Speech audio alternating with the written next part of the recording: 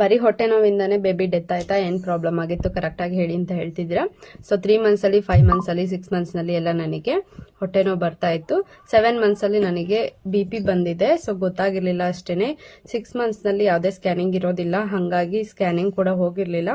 7 months ನಲ್ಲಿ BP start ಆಗಿದೆ, ಅದು ಕೂಡ ಚೆಕ್ ಮಾಡಿಸದೇ ಇರೋ ಕಾರಣ ಗೊತ್ತಾಗಿಲ್ಲ. ಫಸ್ಟ್ ಪ್ರೆಗ್ನೆನ್ಸಿನಲ್ಲಿ BP ಬರುತ್ತಾ, ಶುಗರ್ ಬರುತ್ತಾ ಏನು ಗೊತ್ತಿರೋದಿಲ್ಲ. ಸೊ ಆದಷ್ಟು ನಾನು ಸ್ವಲ್ಪ ಉಪ್ಪು ಖಾರ ಎಲ್ಲ ಜಾಸ್ತಿ ತಿಂತಾ ಇದ್ದೆ. ಅದು ಕ್ರೇವಿಂಗ್ಸ್ ಅಂತ ಹೇಳಿ ತಿನ್ಬೇಕು ಅಂತ ಇಷ್ಟ ಆಗೋದನ್ನೆಲ್ಲ ಜಾಸ್ತಿ ತಿನ್ನೋಂಥದ್ದು, ಈ ಚಿಪ್ಸು ಮತ್ತೆ ಜಂಕ್ ಫುಡ್ಸು, ಸ್ಟ್ರೀಟ್ ಫುಡ್ಸು, ಮಸಾಲೆ ಪುರಿ ಆ ಥರ ಎಲ್ಲ ಜಾಸ್ತಿ ತಿಂತಾ ಇದ್ದೆ. ಹಾಗಾಗಿ BP ಬಂದಿದೆ. ಸೊ ನನಗೆ ಕೆಲವೊಬ್ಬರಿಗೆ ಏನ್ ತಿಂದ್ರು ಏನೂ ಆಗೋದಿಲ್ಲ, ಕೆಲವೊಬ್ಬರಿಗೆ ಆಗುತ್ತೆ. ಸೊ ಆದಷ್ಟು ನೀವು ಹುಷಾರಾಗಿರಿ. ಎಲ್ಲದನ್ನು ಕೂಡ ಸ್ವಲ್ಪ ಅವಾಯ್ಡ್ ಮಾಡಿ ತಿನ್ನೋದು ಯಾವತ್ತೂ ಕೂಡ ಇದ್ದೇ ಇರುತ್ತೆ. ಹಾಗೇನೆ ಜಾಸ್ತಿ ಸ್ಟ್ರೆಸ್ ತಗೊಳೋದಕ್ಕೆ ಹೋಗ್ಬೇಡಿ. ಫ್ಯಾಮಿಲಿಯವರು ಕೂಡ ಅಷ್ಟೇನೆ ಸ್ವಲ್ಪ ಸಪೋರ್ಟ್ ಮಾಡಿ. ಪ್ರೆಗ್ನೆಂಟ್ ಯಾರಿರ್ತಾರೆ ಲೇಡಿ, ಅವ್ರನ್ನ ಸ್ವಲ್ಪ ಚೆನ್ನಾಗಿ ನೋಡ್ಕೊಳ್ಳಿ ಅಂತ ಹೇಳ್ತೀನಿ.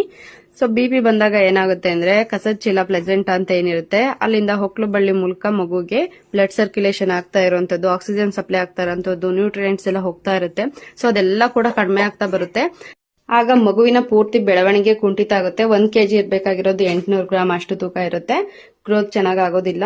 ಸೊ ಈ ರೀತಿ ಆದಾಗ ಇದನ್ನ ರಿವರ್ಸ್ ಕೂಡ ಮಾಡೋದಕ್ಕಾಗೋದಿಲ್ಲ, ಯಾವುದೇ ಟ್ರೀಟ್ಮೆಂಟ್ ಕೂಡ ಇರೋದಿಲ್ಲ. ಮಗುನ ಡೆಲಿವರಿ ಮಾಡಿದ್ರೆ ಉಳ್ಕೊಳ್ಳುತ್ತೆ ಅನ್ನೋ ಸ್ಟೇಜ್ ನಲ್ಲಿ ಇದ್ರೆ, 7 ಮಂತ್ಸ್ ಆ ರೀತಿಯಾಗಿದ್ರೆ C ಸೆಕ್ಷನ್ ಮಾಡಿ ಉಳಿಸ್ಕೊಳ್ತಾರೆ. ಸೊ ನಾವು ಹೋದಾಗ ಮಗು ಆಲ್ರೆಡಿ ಡೆತ್ ಆಗಿತ್ತು. ಸೊ ಆ ಚಾನ್ಸ್ ನಮಗೆ ಸಿಗ್ಲಿಲ್ಲ.